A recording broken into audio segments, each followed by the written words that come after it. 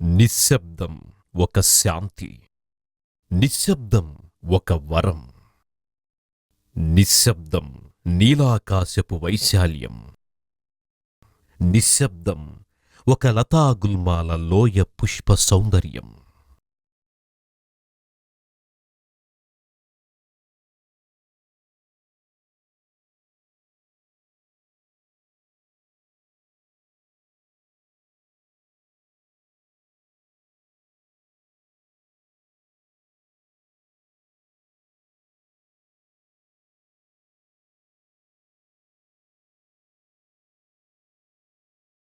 మునిపల్లె రాజు 90 వసంతాలను, గ్రీష్మాలను తనలోకి వంపుకున్న మహారచయిత, గొప్ప మానవతావాది, సౌమ్యుడు. నిరంతర అధ్యయనం, సృజనతో పండిపోయిన ఓ మహావృక్షం. 2 ప్రపంచ సంగ్రామాల మధ్య నెలకొన్న ఆర్థిక మాంద్యం దశకం. హంగ్రీ 30s అనబడే 1925లో అప్పటి మెడ్రాస్ ప్రెసిడెన్సీ, ఆ తరువాత ఆంధ్రప్రదేశ్కు చెందిన గుంటూరు జిల్లాలోని గరికపాడు అనే గ్రామంలో మునిపల్లె రాజు మార్చి 16, 1925వ సంవత్సరంలో పుట్టారు. వారి తండ్రి మునిపల్లె హనుమంతరావు, తల్లి శారదాంబ. రాజుగారి పూర్వీకులది మునిపల్లె అనే గ్రామం. మునిపల్లె రాజుగారి ప్రాథమిక విద్యాభ్యాసం మునిపల్లి, పొన్నూరు, నిడుబ్రోలులో సాగింది. ఆ తరువాత వారి కుటుంబం దగ్గర్లో ఉన్న తెనాలి పట్నానికి తరలిపోయింది. అదో సాంస్కృతిక కేంద్రం, రాజకీయ చైతన్య క్షేత్రం. నా సాంస్కృతిక దృక్పథానికి, నా సాంస్కృతిక జీవిత పరిణామాలకి అసలు కారణం తెనాలి అనే చిన్న ఊరు, చిన్న పట్టణం. అది తెనాలి చిన్న పట్టణమే కానీ సాంస్కృతికంగా చాలా ఉన్నతమైనటువంటి స్థితి పొందింది. అది రంగభూమి అంటారు. మునిపల్లె రాజుగారి తండ్రి అనేక వ్యాపారాలు చేశారు. అవేవీ ఆయనకు లాభాలను తెచ్చిపెట్టలేకపోయాయి. క్రమంగా కుటుంబం ఆర్థికంగా చితికిపోయింది. ఇటువంటి పరిస్థితుల్లోనూ తన పిల్లల ముందు ఆయన నిరుత్సాహాన్ని చూపలేదు. సంగీత, సాహిత్య, సాంస్కృతిక కార్యక్రమాల పట్ల అభినివేశాన్ని తుంచివేయలేదు. జీవితాన్ని గురించి, అనేకానేక విషయాల గురించి అవగాహననిస్తూనే ఉన్నారు. నీతి, నిజాయితీ, సాటి మనుషుల పట్ల తన కర్తవ్యం ఏమిటో అవగాహనకొస్తోంది. రాజుగారిని తీర్చిదిద్దడంలో ఆ కుటుంబంలో అమ్మ, నాన్న, సోదరుడు, బంధువులు అందరి పాత్ర ఉంది. విభిన్న భావాల, అనుభవాల సంగమం ఆయన్ని తాకుతున్నాయి. ఇవన్నీ ఆ తరువాతి కాలంలో రాజుగారు ఓ గొప్ప రచయితగా మారడానికి దోహదం చేశాయి. బ్రిటిష్ ప్రభుత్వం లాఠీచార్జ్ చేసినప్పుడు ఇంటికొచ్చి బాధపడేవాడు. భగత్ సింగ్లా ఇంగ్లీషు వారిని తరిమేయాలి అని అన్నతో మాట్లాడేవాడు. అయితే రాజుగారి తండ్రి అంతర్గతంగా పిల్లల గురించి, వారి భవిష్యత్తు గురించి తీవ్రంగా మదనపడుతూనే ఉన్నారు. అది ఆయన ఆరోగ్యాన్ని లోలోపల నుండి తినేస్తుంది అన్న విషయాన్ని ఆయన గ్రహించలేకపోయారు. ఆ రోజు అలానే ఆలోచనలో ఉన్నారు. గుండెలో సన్నటి ప్రకంపన మొదలయ్యింది. మృత్యువు సహజమైన అంశం. అయితే అకాల మరణం కుటుంబాలను ధ్వంసం చేస్తుంది. అలా రాజుగారి కుటుంబం ఆ క్షణం నుండే కనీస జీవితానికి దూరమయ్యింది. భవిష్యత్తంతా కల్లోలంగా మారింది. మా నాన్నగారి హఠాత్ మరణం తర్వాత నిరాశ, నిస్పృహల్లో కూరుకుపోయినటువంటి నా మానసిక పరిస్థితికి అడ్డుపడి మళ్ళీ కన్స్ట్రక్టివ్ వేగా ఆలోచించడానికి సహాయం చేసింది సాహిత్యం. తండ్రి మరణం తరువాత రాజుగారిలో దుఃఖం గూడు కట్టుకుంది. అది తరువాతి కాలంలో ఆయన రచనల్లో ఓ ధాతువయ్యింది. అదే సమయంలో రాజుగారి కుటుంబంలో రాజకీయ చైతన్యం, పుస్తక పఠనం, సామాజిక సంస్కరణ కార్యక్రమాల పట్ల అనురక్తి ఉండేవి. రాజుగారి ప్రయాణం ఆ రకంగానే సాగింది. ఆ తరం రాజకీయ పరిస్థితులకి అర్థం చేసుకోవటానికి మొట్టమొదట కాంగ్రెస్ ఉద్యమం జరుగుతున్నది. ఉప్పు సత్యాగ్రహం, శాసనోల్లంఘనం, నాన్ కోఆపరేషన్ మూమెంట్ అంటారు దాన్ని. ఈ విధంగా జరుగుతున్న రోజుల్లో మా చదువు కొనసాగింది. ఆ చదువు కొనసాగుతున్నప్పుడు కూడాను మాకు మా మనస్సంతానం ఈ ఉద్యమం మీద ఉండేది కానీ చదువు మీద ఉండేది కాదు. కానీ మా అమ్మ శిక్షణ వల్ల, గొప్ప డిసిప్లినేరియన్, ఆమె మాకు విషయం చెప్పింది. మీరు గనక చదువుకుని బాగుపడి మన కుటుంబాన్ని పైకి తీసుకురాకపోతే మనం ఇట్లాగే ఉంటాం, ఈ లేమిలో దరిద్రంలో ఇట్లాగే కుళ్ళి చచ్చిపోతాం అని మాకు ఒక సందేశం లాంటి ఇది ఇస్తుంది. ఆ విధంగా మేము ఈ పుస్తక పఠనం, చదువు మీద ఆసక్తి, మంచి స్నేహితులు, సజ్జన సాంగత్యము, సద్గ్రంథ పఠనము అనే గొప్ప విషయాన్ని నేర్చుకున్నాం. కజిన్ మునిపల్లె రామారావు కమ్యూనిస్టు భావాల పరంపర ఓ పక్క, భారతీయ ఆత్మ మరో పక్క ఆయన్ను నడిపిస్తున్నాయి. ముఖ్యంగా ఇంటి బాధ్యతలు తీసుకోవలసిన అన్నయ్య కమ్యూనిస్టుగా ఓ కేసులో అరెస్టై విశాఖ జైల్లో ఉన్నారు. రాజు విశాఖపట్టణం వెళ్ళాడు. అన్నయ్యను జామీను మీద బయటకు తీసుకొచ్చే ప్రయత్నం విఫలమయ్యింది. జీవితం మీదే కాదు, ఆ నగరం మీద కూడా బాంబులు కురుస్తున్న కల్లోల సమయమది. ఇక ఏదో ఒక ఉద్యోగం చెయ్యక తప్పని పరిస్థితి. తన కలల్ని, ఆశల్ని తుంచేసుకోవలసి వచ్చింది. అక్కడ క్యాంటీన్లో కొన్ని నెలలు అకౌంట్లు రాయడం వంటి అన్ని పనులు చేశారు. 1950 మే 15న సులోచనాదేవి గారిని వివాహం చేసుకుని 2 కుమారులు, 3 కుమార్తెల తండ్రిగా తరువాతి కాలంలో ఓ పెద్ద కుటుంబానికి పెద్దగా అవతరించిన మునిపల్లె రాజుగారు ఓ నిరంతర అన్వేషి, చింతనాపరుడు. చిన్నప్పట్నుంచి ఆయన ఓ ఏకాంతంలో, దుఃఖసాగరంలో ఉన్నారు. క్రమక్రమంగా వాటి నుంచి బయటపడ్డారు. 1943 నుండి 1983 వరకు డిఫెన్స్ డిపార్ట్మెంటు నుండి ప్రభుత్వానికి చెందిన అనేకానేక సంస్థల్లో ఆయన ఉద్యోగ బాధ్యతలను నెరవేర్చారు. ఉద్యోగ జీవితంలో దేశంలోని అనేక ప్రాంతాలు తిరిగారు. ఆ ప్రజల జీవన విధానాలను చూశారు, అసమానతలను గ్రహించారు. ఎంత ఎక్కువగా అధ్యయనం చేస్తే అంత నాలెడ్జ్ పెరుగుతుంది. అధ్యయనం అంటే చదవటం. నువ్వు ఊహించిన ప్రపంచం చాలా చిన్నది, కానీ నీకన్నా విస్తృతంగా ఆలోచించిన రచయితలు ఉన్నారు. వాళ్ళ మనస్తత్వం ఏంటి, వాళ్ళ మనోప్రవృత్తి ఏమిటి, అదంతా నువ్వు చదివితే నీ మనసు కూడా విశాలం అవుతుంది. ప్రపంచ సాహిత్యంలో ఉన్న మంచి కథల్ని, మంచి నవల్ని చాలా వరకు చదివాను నేను. ఆయన పుస్తకాలు చదవటం గొప్ప హాబీ. అన్నం తినకపోయినా పుస్తకం చదువుతారు. ఇంట్లో ఒక వస్తువు కొనుక్కోవడానికి డబ్బు లేకపోయినా పుస్తకం కొనుక్కొస్తారు. మంచి సాహిత్యం మీద ఆయనకు అంత మమకారం అన్నమాట. అక్కడ అధ్యయనం పతాక స్థాయికి చేరింది. ఎలియా ఎహ్రెన్బర్గ్, సింక్లేర్, గోర్కీ, జేమ్స్ జాయిస్, పుష్కిన్, గార్టిన్ ఎర్రజెండా కథలన్న, టాగోర్, దోస్తోవిస్కీ, ఉన్నవ, మొక్కపాటి, చలం, ఇలా దేశ విదేశ రచయితల రచనలన్నీ చదివారు. ఆ విధంగా చదివిన వాటిలో రష్యన్ సాహిత్యంలో నాకు దోస్తోవెస్కీ ఒకడు, క్రైమ్ అండ్ పనిష్మెంట్ అనేది ఒక నవల ఉన్నది. చాలా అద్భుతమైన నవల అది. తర్వాత బ్రదర్స్ కరామజోవ్ అనే ఇంకో నవల ఉంది. వీటి యొక్క ప్రభావం నా మనసు మీద చాలా గాఢంగా ముద్రితమైంది. అందువల్ల నా కథలు విస్తృతంగానూ ఉంటాయి, షార్ప్గానూ ఉంటాయి. ఇంతటి విస్తృతమైన క్యాన్వాస్ తెలుగు రచయితల్లో అరుదు.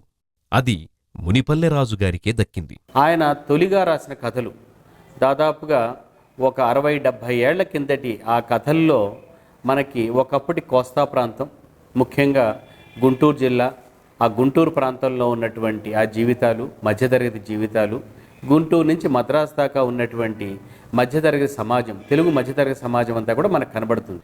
90ల తర్వాత మళ్ళా రాజుగారు కథలు రాయడం మొదలుపెట్టిన తర్వాత మనకి ఆయన యొక్క వ్యక్తిత్వంలో చాలా అసామాన్యంగా అనిపించే ఒక అంశం ఏంటంటే, ఆయన తన తొలితరం రచయితల్లాగా లేదా తన తొలి కాలపు రచనల్లాగా కాకుండా ఒక కొత్త రచయితగా ఆయన మళ్ళీ మనకి దర్శనమిచ్చారు. అందువల్ల ఒక శతాబ్ద కాలం తెలుగు సాహిత్యం, తెలుగు కథకుడు చేసిన ప్రయాణం అంతా కూడా ఒక్క మునిపల్లె రాజుగారి కథల్లో మనకు కనబడదని చెప్పవలసి ఉంటుంది. అందువల్ల మునిపల్లె రాజుగారి తక్కిన కథకులకు అందరికన్నా కూడా ప్రత్యేకంగా హీ స్టాండ్స్ అపార్ట్. మునిపల్లె రాజుని కథా ఋషి అని విమర్శకులు పిలుచుకుంటారు. ఎందువలన ఈయన కథా ఋషి అని మనం ఆలోచిస్తే, మరి మార్క్సిజాన్ని కళాత్మకంగా తీర్చిదిద్దటంలో, ఆ సిద్ధాంతానికి ఒక రూపాన్ని ఇవ్వటం, ఆయన చేసిన అత్యుత్తమైనటువంటి కథానికలు ఎన్నో ప్రసిద్ధమైన ఉన్నాయి.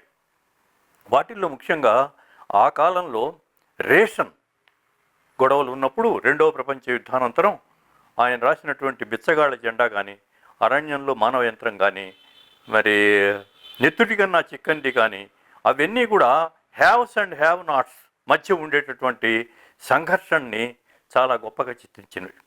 మనం చాలాసార్లు అనుకుంటూ ఉంటాం, ఈ హ్యావ్స్ అండ్ హ్యావ్ నాట్స్ అనేవి పద్మరాజు గారు కూడా అన్నాడు, సాహిత్యంలో ధనికులంతా దుర్మార్గులు, బీదవాళ్ళంతా మంచివాళ్ళు అనేటటువంటి ఒక విభజన రేఖ ఎప్పుడు మొదలైందో అప్పుడు సాహిత్యంలో కళాత్మక విలువలు పోయినాయని అన్నాడు ఆయన. అయితే రాజుగారు చేసిన విశేషం ఏంటంటే, వీటిని చిత్రించేటప్పుడు కథానిక యొక్క లక్షణాలని, కథానిక యొక్క కళాత్మక రూపాన్ని చెడగొట్టకుండా, దాన్ని ఏ విధమైనటువంటి భంగం కలగకుండా కథలు రాశారు. రాజుగారి తొలినాటి కథల్లో భౌతిక కల్లోలం గురించి ఉంటుంది.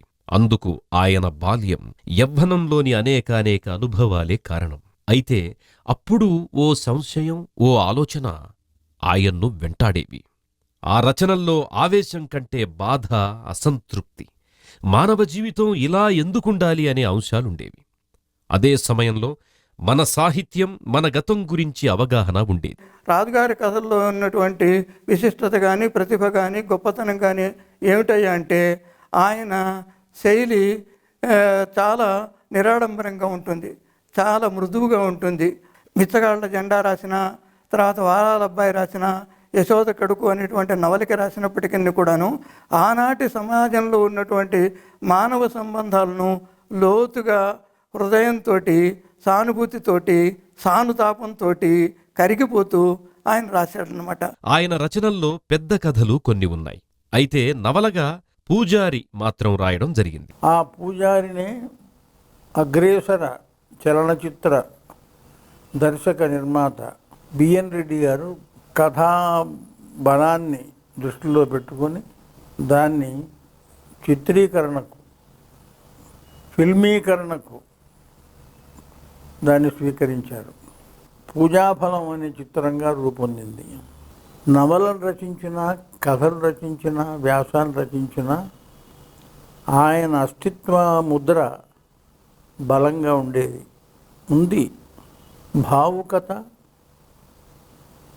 వాస్తవికత, ఈ రెంటి సమ్యక్ మేళనం మునిపల్లరాజు గారి రచనా వ్యక్తిత్వంలో ఉంది. పూజారి నవల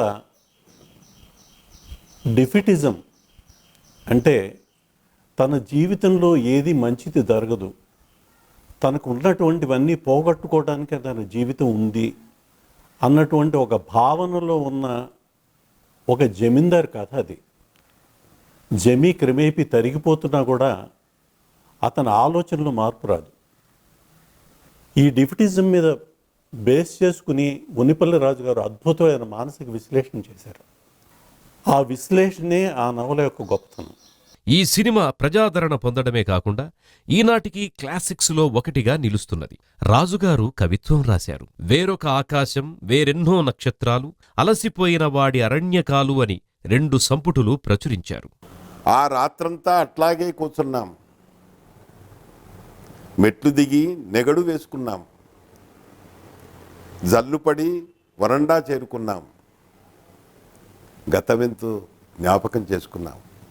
తిరిగిన దేశాల గురించి రాజు మంత్రి కొడుకుల్లాగా, చదివిన గ్రంథాల గురించి పుస్తకాల పురుగుల్లాగా, చితికిన బాల్యం గురించి 2 వృద్ధుల్లాగా, భగ్న ప్రణయోదంతాన్ని మాత్రం గుండెల్లో దాచుకున్నాం. బడుగు పేదల్ని పట్టించుకొని భద్రజీవుల్ని అడుపూసుకున్నాం. గంభీరంగానే గంపెడు సంతానం వాళ్లను ఈసడించుకున్నాం. మా సంతానాల సంగతి సరే సరే, ప్రాప్తాలు కదా. పాత నాటకాల పద్యాలు భలాబలి మళ్ళీ వినలేం కదా. గుడి వెనక పాడు నూతిలో శవాల్ని ఎప్పుడో గుర్తించాం. మౌనంగా తర్పణ జలాల్ని మళ్ళీ మళ్ళీ వదిలాం. అయినా ఆ స్వగ్రామానికి మనం తరలిపోం. తురాయి పులగుత్తుల్ని తిరిగి చూడబోం. చెరువులో ఈదులాడం, వీధుల్లో బంతులాడం, పడిన ప్రహారీ పాఠశాలలో సుమతీ శతకం చదవం. రేపే వెళ్ళిపోతావా మళ్ళీ ఎప్పటికో నేస్తాం, రేపే వెళ్ళిపోతావా మళ్ళీ ఎప్పటికో నేస్తాం, వాస్తవంగా ఈ సమ్యం ముగుస్తుందా సత్యం, పైన శుక్రతార కదులుతోంది, లోన గతమంతా మెదులుతుంది. ఈ కవిత చదివితే నాకు ఒక కేవలం నాస్టాల్జియా కవిత కాదు, ఇది గత స్మృతిని మాత్రమే చెప్పే కవిత కాదు. ఇద్దరు మిత్రులు కలవటం ఒక వర్తమానం, వారు గతంలోకి వెళ్ళి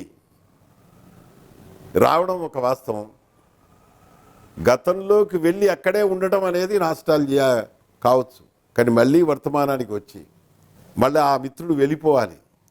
ఇది ఒక రకంగా నేరేటివ్ పోయం, కథనాత్మక కవిత అని మనం అనుకోవచ్చు. రాజుగారు తన రచనలకు మాత్రమే పరిమితం కాలేదు. సమకాలీన రచనలతో పాటు రేపటి తరం రచనలను తనకు అందుబాటులోకి వచ్చినంత వరకు చదివారు, చదువుతున్నారు. కొత్త తరాన్ని సృష్టించకపోతే, తయారు చేసుకోకపోతే ఆ భాషా సాహిత్యం సంపదత్వం కాదని ఆయన విశ్వాసం. అందుకే జర్నలిజంలో సృజన రాగాలు, దాని కొనసాగింపుగా సాహితీ మంత్రనగరిలో సుస్వరాలు సంపుటాలను ప్రచురించారు. సాహితీ మంత్రనగర్లో సుస్వరాలు, అది కాకుండా జర్నలిజంలో సృజన రాగాలు అనేటటువంటి 2 పుస్తకాలు కూడా రాజుగారిలో ఉన్నటువంటి కలం పదునుని తెలియజేస్తాయి. దానిలో ఉన్నటువంటి సాహిత్య వ్యాసాలు, వ్యాఖ్యలు, వ్యాఖ్యానాలు, కొన్ని పుస్తకాలకి ముందు మాటలు, కొన్ని పుస్తకాల యొక్క విశ్లేషణలు చూస్తుంటే ఆయన లోతైనటువంటి అధ్యయనము, సాహిత్యంలో భారతీయత, దేశీయత, స్థానికత అనే అన్ని అంశాల మీద ఆయనకున్నటువంటి పట్టు మనకు తెలుస్తుంది. మ్యాజిక్ రియలిజం ప్రపంచ సాహిత్యంలో ఓ ధోరణిగా రావడాన్ని గమనించారాయన. అందుకు ఆయా దేశాల కాలమాన రాజకీయ ఆర్థిక పరిస్థితులున్నాయి. అయితే ఇలాంటి ధోరణి భారతీయ సాహిత్యంలో ఎప్పుడో ఉంది. వ్యాసుడు, వాల్మీకి లాంటి వారి రచనల్లో ఆ ధోరణి ఉంది అని ప్రకటించారు రాజుగారు. దీనిమీద చర్చలు విస్తృతంగా జరిగాయి. మనిషి జీవితంలో మనకు కనపడుతున్న దృశ్యం వెనక ఇంకో దృశ్యం ఉంటుంది, అది అదృశ్యంగా ఉంటుంది, దాన్ని అదృశ్యం అంటాం. ఆ అదృశ్యంలోనే మానవుడి యొక్క నిజమైన మానసిక పరిస్థితి తెలుస్తుంది. వాటిని విశదపరిచేదే మ్యాజిక్ రియలిజం. ఇది రియలిజం అంటే వాస్తవికత. మ్యాజిక్ రియలిజం ఎందుకన్నారంటే మనకు బయట కనపడదు, అది అంతర్గతంగా ఉంటుంది. అంతర్గతంగా ఉన్నదాన్ని బహిర్గతం చేయటానికి ఈ మ్యాజిక్ రియలిజం అనేది ఒక ప్రక్రియ. అస్తిత్వనదం ఆవలి తీరాన అనే పుస్తకానికి కేంద్ర సాహిత్య అకాడమీ వారి పురస్కారం లభించింది. ఇందులోని కథలు మార్మిక వాస్తవికతకు చెందినవి. అస్తిత్వంలోనే గొప్ప సంఘర్షణ ఉన్నది. ఈ అస్తిత్వం అనేది ఒక నది అని అనుకుంటే, దాని ఆవల తీరాన్ని మనం నుంచుంటే, ఈవల తీరాన్ని కనుక చూస్తుంటే ఈ సంఘర్షణ అంతా కొంతవరకైనా కనపడుతుంది. అందువల్ల ఆ పుస్తకానికి పేరు పెట్టాను. ఆ ఎగ్జిస్టెన్షియల్ యాంగ్జైటీ అంటారు, యాంగ్స్ట్, ఎగ్జిస్టెన్షియల్ యాంగ్స్ట్ అని ఇంగ్లీష్లో అంటారు. అదేంటంటే మానవ మస్తిష్కంలో జరిగే చిత్ర విచిత్రమైనటువంటి నాటకాలన్నీ ఉన్నాయే వాటిలో కనపడుతుంది అన్నమాట. కేంద్ర సాహిత్య అకాడమీ వాళ్ళు 2006-2007 సంవత్సరాలకి ఇవ్వవలసిన పురస్కారం తెలుగులో నాకు ఇచ్చారు. అస్తిత్వనదం ఆవలి తీరాన అనే పుస్తకానికి ఇచ్చారు. అందులో 14-15 కథలు ఉన్నాయి. అవి మొదట అచ్చు అయినప్పుడు కూడా చాలా అప్రిషియేషన్ వచ్చింది. సాహిత్య అకాడమీ వాళ్ళు కూడా దానికి నచ్చింది, నాకు పురస్కారం ఇచ్చారు. ఆయన కథలు కొన్ని దశాబ్దాల దేశ రాజకీయ, సామాజిక, ఆర్థిక, సాంస్కృతిక మార్పులకు దర్పణాలు. మానవ జీవిత గమనంలో తీసుకోవలసిన, వదిలేయాల్సిన అంశాల గురించి సూచనలు, వాస్తవికత కల్పనలకు ఆయన జోడించిన తనదైన అనుభవాలు, మరోలోకం గురించి ఆయన స్వప్నాలు. అనేకానేక అవార్డులు, సన్మానాలు మునిపల్లెవారు పొందారు. తెనాలిలో క్విట్ ఇండియా మూమెంట్లో 7 వ్యక్తులు అమరవీరులయ్యారు. వారికి నివాళిగా 7 స్తూపాలు కట్టించారు. అక్కడ మునిపల్లెరాజు రచించిన కవితను శిలాఫలకంలో ముద్రించడం ఓ విశేషం. రాజుగారికి స్నేహమంటే ప్రాణం, సినిమా అంటే ప్రేమ. ఆయనకు తన రచనల్లో కొన్నింటినైనా టెలిఫిల్ములుగా రూపొందించాలని ఎప్పటినుంచో ఆరాటముంది. అందుకే తాను కథ, స్క్రీన్ ప్లే, సంభాషణలు సమకూర్చి తీసిన బీట్ పోలీస్ చిత్రం ప్రత్యేకంగా నిలుస్తుంది. ప్రతి రచయితకు ఓ శిల్పం కాలక్రమంలో ఏర్పడుతుంది. రాజుగారి రచనలను చదివితే అది ప్రారంభం నుంచి కనిపిస్తుంది. కవితాత్మక కథనం, భారతీయ సాహిత్యం, పాత్రలు, వాటి విశిష్టత అంతర్లీనంగా ఉంటాయి. విస్తృత అధ్యయనం ఉన్నవారు తప్ప ఆయన రచనల్లో అనేక అంశాల్ని అర్థం చేసుకోవడం కష్టం. అయినా ఓ కథగా అనేక మందికి అర్థమవుతుంది. మునిపల్లి రాజుగారు అరణ్యంలో మానవ యంత్రం అనేటటువంటి కథని అలనాటి భారత మాసపత్రికలో రాయటం జరిగింది. అది రాసి సుమారు 62 సంవత్సరాలైంది. మధురాంతకం రాజారాం గారు లాంటి వాళ్ళు అయితే ఈ కథ చదివి మునిపల్లి రాజు గారిని ఒక ప్రవక్త అనకుండా ఉండగలమా అన్నారు ఆయన. ఈ కథలో ఆయన ప్రధానంగా చెప్పేది ఏంటంటే, ఏ స్వాతంత్ర్య సంగ్రామము తనకు తానై అది శిలాశాశ్వతమై సంపూర్ణమై పరిపూర్ణత పొంది చరిత్ర పుటలలో మాత్రమే నిద్రించలేదు. తండ్రులు జయించినామనుకున్న స్వాతంత్ర్యం బిడ్డలు తిరిగి రక్తమోడ్చి నిలబెట్టుకోవాలి. బిడ్డల పోరాటాన్ని తర్వాతి తరం వాళ్ళు కొనసాగించకపోతే బానిసత్వం, పీడన, తాడన కొత్త రూపంలో, కొత్త నిరంకుశుల ద్వారా, కొత్త యుద్ధోన్మాదుల ద్వారా, కొత్త మత దురహంకారుల ద్వారా వచ్చి వాకిలి ముందు నిలుస్తాయి. స్వేచ్ఛా వృక్షానికి తరతరములోనూ నిరంకుశులదో యుద్ధరాక్షసులదో రక్తం ఎరువుగా కావాలి. మొగ్గదొడిగి పూలు పూసి పిందె వేసి కాయ కాసి పండునిచ్చే ఆ వృక్షానికి అదే నీరు. ఇది ఆయన ఆనాటి ఉన్నటువంటి ఆయన భావావేశాలు కానీ, ఆనాటి ఉన్నటువంటి ఆయన పరిశీలన కానీ, అధ్యయనం కానీ. ముఖ్యంగా కవిత్వం, మ్యాజికల్ రియలిజం ప్రక్రియలో ఈ ధోరణి ఉంటుంది. గతం, వర్తమానం, భవిష్యత్తు ఈ రచనల్లో అత్యంత సహజంగా, క్లిష్టంగా కూడా దర్శనమిస్తాయి. అందుకే రాజుగారిని అనుకరించడం సాధ్యం కాదు. ఆయన అసామాన్యుల గురించి కథలు రాయలేదు. ఆయన అసాధారణ జీవితం గురించి కథలు రాయలేదు. ఆయన సామాన్యమైన మనుషుల గురించి, సామాన్యమైన జీవితం గురించి కథలు రాశాడు. ఒక రకంగా 90ల తర్వాత రాజుగారు తెలుగు సాహిత్యానికి ఇచ్చిన ఉపాదానం ఏమిటంటే, ఆయన మామూలు మనుషులు జీవిస్తున్న మామూలు జీవితంలో ఉన్నటువంటి ఆ మామూలు మనుషుల్ని బతికిస్తున్నటువంటి ఆ అస్తిత్వ జలమేదో, ఆ సంజీవని మూలిక ఏదో దాన్ని పట్టుకోవడానికి ప్రయత్నం చేశాడు ఆయన. అది విశ్లేషణకిను వివరణకి లొంగేది కాదు. అది అనుభవైక వేద్యం.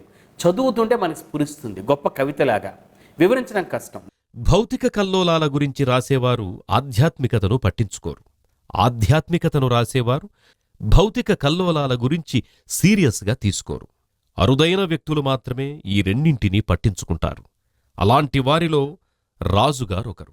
ఆయన జీవితానుభవాలు ఆయన్ని ఏ ఒక్కదానికో పరిమితం చెయ్యలేదు. ఆయన రచన మన చేతిలోకి తీసుకోగానే ఆయన లోకంలోకి తీసుకెళ్ళి మన ఉక్కిరి బిక్కిరి చేసే తత్వం ఆయన రచనలో ఉంది. ఆయన కవిగా పేరొచ్చిందా, కథకుడిగా పేరొచ్చిందా అంటే నేనేమంటానంటే ఆయన కథల్లో కవి, కవితల్లో కథనం ఉన్న నేర్పరిగా నేను భావిస్తాను. ఈ మునిపల్లి రాజు అన్నది కూడా ఒక విధమైన పెన్నేమ్ కిందే అనుకోవాలి. మునీంద్ర అని కూడా పెట్టుకున్నారు. ఆ మునీంద్ర నిజంగా ఆయన మునీంద్రుడే. ఆయన భావాలు కానీ వ్యక్తం చేయడంలో కానీ ప్రవర్తనలో కానీ మునీంద్రుడనే అనొచ్చు. అది చాలా సందర్భోచితంగా ఉందనిపిస్తుంది నాకు. తర్వాత రాజుగారికి ఈనాడు ఈ వయస్సులో ఒక ఆరాటం, ఒక తపన ఉంది. అదేమిటంటే సాహిత్యంలో ఏ ప్రక్రియలో కృషి చేస్తున్న రచయిత అయినా సరే అతను భారతీయత, జాతీయత, దేశీయత, స్థానికత ఈ అంశాల్ని, మూలాల్ని మర్చిపోకూడదని, వాటిని గుర్తుంచుకుని ఏ కళాత్మక రూపాన్నైనా కూడా ప్రదర్శిస్తే బాగుంటుందని ఆయనకు ఒక కోరిక. అనుభవ సారంతో ఆయన రాసిన కథల్లో ఆయన భారతీయ తత్వ సారాన్ని ఎక్కువగా ప్రదర్శిస్తారు. తత్వసారం అంటే ఛాందసమైన ఆలోచనలు అని అనుకోవద్దానికి వీల్లేదు. కేవలం భారతీయత అనేటటువంటి సూత్రం కింద ఆయనకి అందినటువంటి విశిష్టమైనటువంటి తాత్విక చింతన ఈ కథల్లో అక్కడక్కడ ఎక్కువగా కనిపిస్తూ ఉంటుంది. చాలా కథల్లో ఆయన తత్వజా విచారం చేస్తూ ఉంటాడు, చర్చ చేస్తూ ఉంటాడు. 11తో పాటు ఆయన మాట్లాడుతూ ఉంటాడు. ఈ విషయాల్ని కథనం ఒకవైపు సాగుతూనే ఆ వస్తువుతో పాటు దీన్ని కూడా చెప్పించి ఆయన ప్రదర్శిస్తాడు. ఇది ఆయనలోని ఒక ప్రత్యేకమైన లక్షణం. ఆ లక్షణమే రేసు గుర్రంలా అతని రచనల్ని పరిగెత్తించడానికి ఉపయోగపడింది. మునిపల్ల రాజు గారి సాహిత్యం, ఆయన కథలు, ఆయన కవిత్వం ఒక శతాబ్ది కాలం పాటు తెలుగు సాహిత్యం చేసిన ప్రయాణం. మొదట్లోని నమ్మకాలు, వాస్తవికవాదం పట్ల ఉన్న నమ్మకాలు తునేలైపోయిన తర్వాత చాలామంది కథకులు కథలు రాయడం మానేశారు.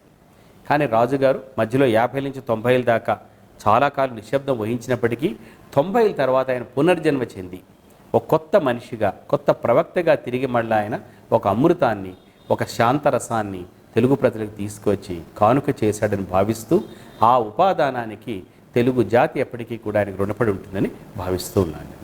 ఎవరైతే ప్రజలను అన్ని రకాల అంతరాలకు దూరంగా సుఖ సంతోషాలతో పాటు సంపద్వంతమైన కళా సాహిత్య రంగాల అనంతతత్వాన్ని శోధించే స్థితికి తీసుకువెళ్లాలనుకుంటారు, వారిని ప్రజలు ఎన్నటికీ మరచిపోరు. పునర్జన్మ అనేది కనుకుంటే నేను రచయితగానే పుడతాను. ఎందువల్లంటే రచన శాశ్వతంగా ఉంటుంది, మనుషులు అశాశ్వతం. మనుషులు చనిపోయిన తర్వాత బూడిదైపోతారు.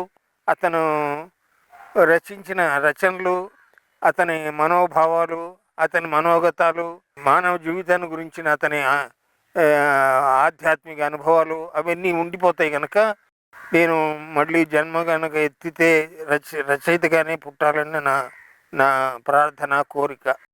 మునిపల్లె రాజుగారిని ఓ భాషకో, ఓ ప్రాంతానికో, ఓ మతానికో, ఓ దేశానికో పరిమితమైన వ్యక్తిగా చూడకూడదు. విశ్వమానవుడిగా ఎదిగారు మునిపల్లె రాజు.